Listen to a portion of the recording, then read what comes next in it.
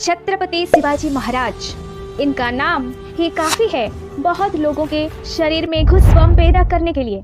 But why 350 साल के बाद भी क्यों आज भी लोग इनको याद करते हैं और लोग इनकी पूजा भी करते हैं।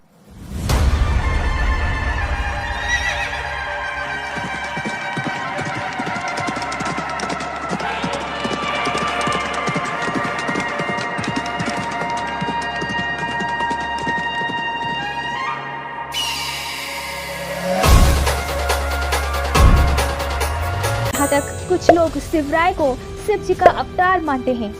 ऐसा क्या किया है छत्रपति शिवाजी महाराज ने? आज हम इस छोटे से वीडियो में शिवाजी महाराज के जीवन का पूरा आइडिया लेंगे। छत्रपति शिवाजी महाराज को इतना महान बनाया उनकी लाइफ की वैल्यूज और एथिक्स ने। शिवराय पावर और मनी के लिए नहीं पर अपने लोगों के लिए काम करना चाहते थे, जो अपने ही लैंड में डिस्क्रिमिनेट थे और क्रूरता का शिकार थे। चलिए आज हम इस वीडियो में छत्रपति शिवाजी महाराज के लेगेसी को स्प्रेड करते हैं। 1630 में छत्रपति ने मराठा जनरल शाहजी भोसले और जीजाबाई के यहाँ जन्म लिया। पिता शाहजी डेक्कन सुल्तान आदिल शाह के अंडर में काम करते थे। फिर एक बुरा वक्त आया जब शिवाजी के पिताजी शाहजी ने दूसरी शादी कर ली और उनकी माताजी पिताजी द्वारा पूरी तरीके से नेग्लेक्ट की गई। शिवाजी की देखरेख उनकी दादाजी कोंडदेव महाराज ने बहुत ही अच्छे से की। शिवाजी की माता जीजाबाई जो बहुत ही इंटेलिजेंट और कॉलेजियस लेडी थी, उन्होंने बचपन से ही शिवाजी को स्पिरिचुअल नॉलेज और हीरोइक स्टोरी सुना के उनकी लाइफ को एथिक्स और वैल्यूज से भर दिया था। यही बात दादाजी कोंडदेव ने कहा है कि जीजाबाई ही शिवाजी के जीवन की प्रेरणा थी। शिवाजी ने क्या एजुकेशन हासिल किया था ये तो कहीं लिखा नहीं गया है, पर वो एक बहुत ही साहसी और मंत्रमुग्ध योद्धा थे और उनका एक ही लक्ष्य था, विदेशी आक्रांताओं से भारत को स्वराज दिलाना। 6 जून 1674 को छत्रपति शिवाजी का राज अभिषेक हुआ।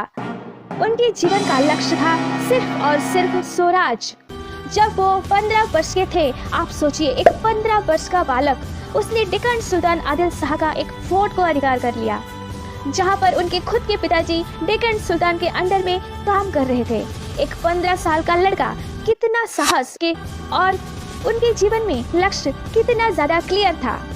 उसके बाद एक बहुत सारे फोर्ट उन्होंने एक्वायर कर लिया। उन्होंने कैसे और कितना फोर्ट एक्वायर किया, अगर हम पूरा कहेंगे तो पूरा एक दिन लग जाएगा, इसीलिए कम से कम वक्त में आपको उनके बारे में एक ब्रीफ आइडिया देंगे। फिर डेक्कन सुल्तान ने शिवराय की रिबेलियस एक्टिविटी पर रोक लगाने के लिए शिवाजी के पिताजी शाहजी को अरेस्ट कर लिया। फिर 6 साल तक बड़े ही धैर्य के साथ शिवाजी ने अपनी सारी युद्ध रणनीति को रद्द किया, जब तक उनके पिताजी रिहा नहीं हो गए।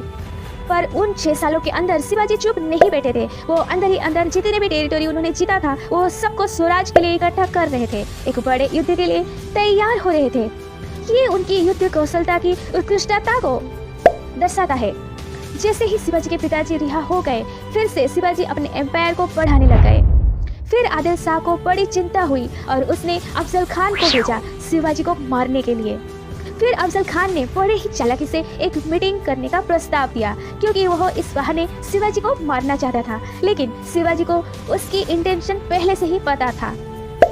अफजल खान जो 6 फीट 5 इंच का बड़ा स्ट्रॉन्ग क्रूएल मुस्लिम जनरल था, फिर भी शिवाजी महाराज अफजल खान से मिलने के लिए गए, जबकि उनको मालूम था कि उनकी मौत भी हो सकती है। शिवाजी महाराज बहुत ही बहादुर राजा थे और जब उन दोनों की मुलाकात होती है, अफजल खान ने पहले गले मिलकर वार करने की कोशिश की, पर शिवाजी ने एक लोहे का कवच पहन के रखा था, इसीलिए शिवाजी को कुछ नहीं हुआ। लेकिन अफजल खान को शिवाजी ने अपनी बाघ नख से चीर दिया और अफजल खान की मौत हो गई।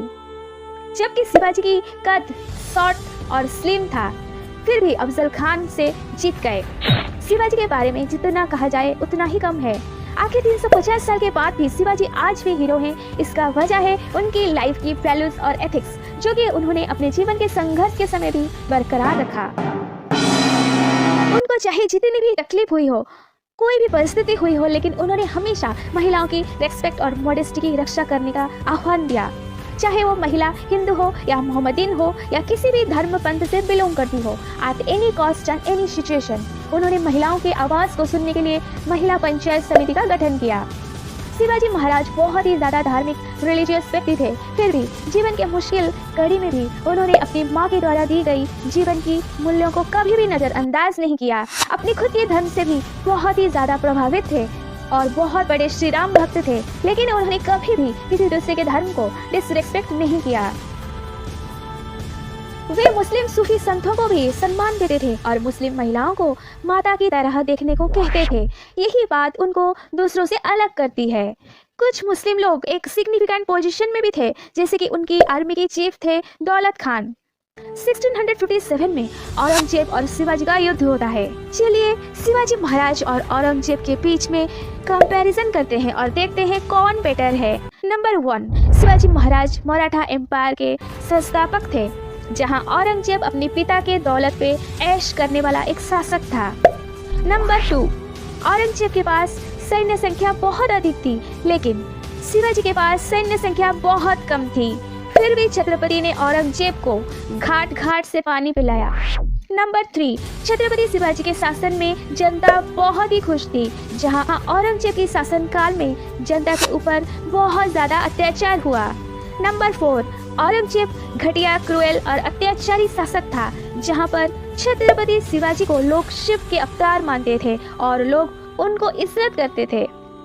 नंबर 5, छत्रपति शिवाजी ने अपने पिता के खातिर मुगल सल्तनत को हिला दिया था, जहां औरंगजेब ने अपने पिता को कैद करके रखा और पानी के एक एक बूंद के लिए तरसा दिया।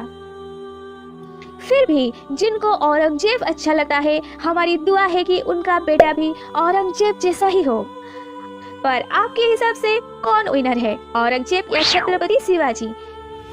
कमेंट बॉक्स में जरूर लिखिए और छत्रपति शिवाजी की लेगेसी को स्प्रेड करिए। अपने पीक टाइम पे छत्रपति शिवाजी के एम्पायर कुछ ऐसा दिखता था, फिर भी ऐसे महान शासक के बारे में हमारी हिस्ट्री बुक में सिर्फ 2 लाइन है। आपको क्या लगता है, ये सही हुआ या गलत? कमेंट बॉक्स में जरूर लिखिए। मिलते हैं फिर से और एक बहुत खास वीडियो में। उसके लिए हमारी चैनल को सब्सक्राइब कर दीजिए ताकि आपके पास हमारी हर एक वीडियो की नोटिफिकेशन पहुंच सके। अगर वीडियो आपको अच्छा लगा है तो एक लाइक जरूर कर दीजिए। ऐसे ही हमारे चैनल को देखते रहिए और हमारे चैनल से जुड़े रहिए, क्योंकि जो देश अपने इतिहास को नहीं जानता वो विश्व में क्या इतिहास बनाएगा। A nation detach from his history can not create a history. आज्ञा दीजिए मधुस्मिता को। See you soon in our next video. धन्यवाद।